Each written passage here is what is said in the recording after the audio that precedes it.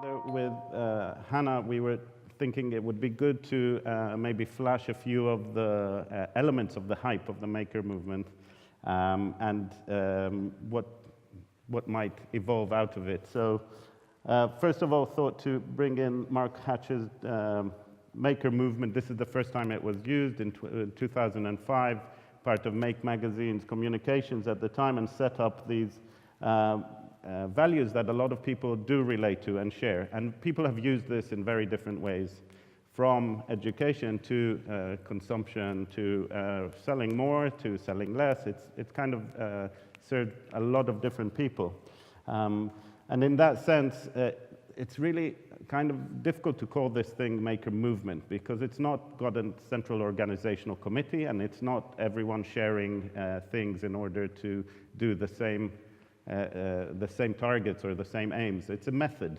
It's a process that is shared, and there are very different groups interested, from kind of activists, transition towners, peak oilers, to artists who are dealing with meaning, and people that are not even self-defining as makers because it's part of their lifelong activity, you know, farmers, or usually outside cities, but a lot of people making is very central to them. They don't see themselves as part of the maker movement as such, but when things happen, it's like digital plus ecological plus making, suddenly things conspire sometimes and they need a title for us to work with. And the maker movement, I think, is one of these things.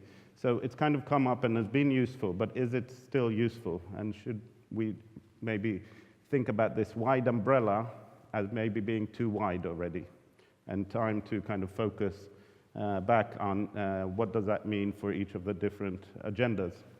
Manifestos that have been around, lots of activities called or under the umbrella, some of them just using the term, some of them actually relating to the content. It's been on magazines selling us well-being, it's been on magazines selling us stuff, to buy kit to become a maker. And consuming making itself, you know, as a social activity. This Fendi bag for £1,000, anyone? It's probably not something that people are even going to open and make. It's kind of representing the idea of making, and it's also entered satire. And if you're at a loose moment, by the way, peak beard was declared in 2013. It's luckily not held on, that declaration, but these are 4 little parodies that you can pick up on the artisan firewood, or the rustic weave artisanal toilet paper, or even toast and water. But what does it mean when things are being parodied, that hipsters are now material for comedians? It means that there is attention to the subject. And like you said, it's suddenly maybe, is that counterproductive, or is it just raising awareness? We're also seeing politicians starting to relate to maker spaces and maker culture as something useful to talk about, and walking into an accelerator or into a maker space. The Premier of China walked in and declared that this is the future of innovation, and that's back to your point of what are people hanging on maker spaces.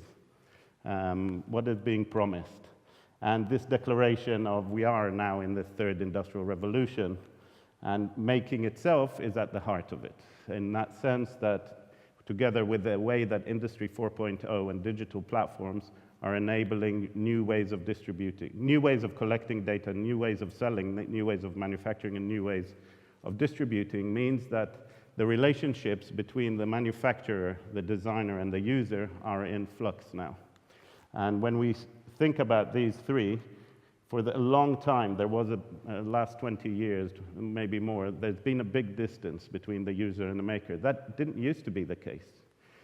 But now we're seeing more users becoming makers. There's been a distance between the maker and the manufacturer, and we're seeing that coming together now. So this flux, I think, is part of the impact. And just one technology which has been both heralded and derided, which is 3D printing. So it was the poster child, then everybody hated it, but really, it's done an amazing journey from a prototyping technique to a manufacturing technique. And that's part of the impacts of this hype. We've seen millions of Yoda heads, but we've also seen bespoke skulls. And we've seen the bespoke aspect become something that people learn to make their own prosthetics and teach themselves. This couldn't have happened without the maker movement and the maker culture sharing platforms of how to use a MakerBot, how to make your own 3D printer, how to share data. So these new ways of learning, new ways of making, and new platforms online, lots of things that you probably all know, how to get information to make things, it's become much easier, or to fix things. And the last point I wanted to touch on is the mass customization is going to be a very big arena that is impacted by the maker culture.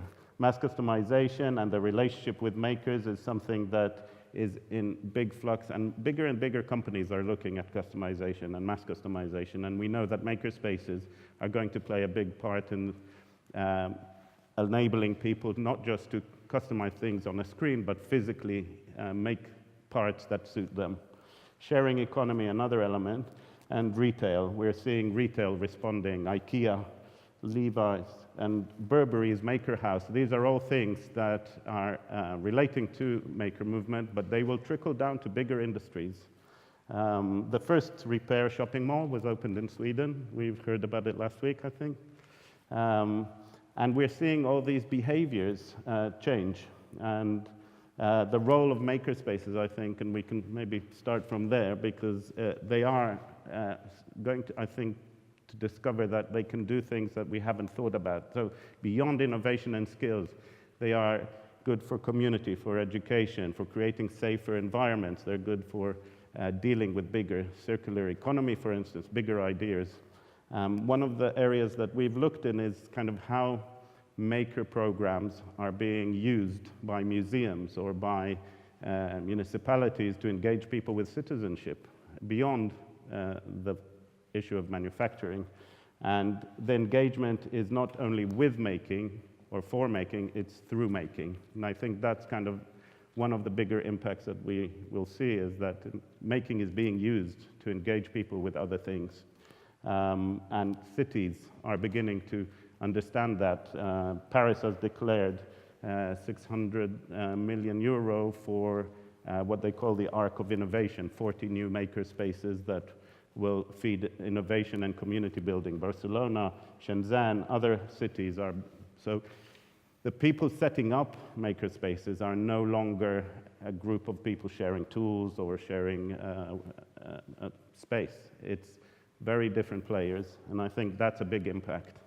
But they are still struggling, and we need to understand that they might need to shift the thing that they are promising to deliver.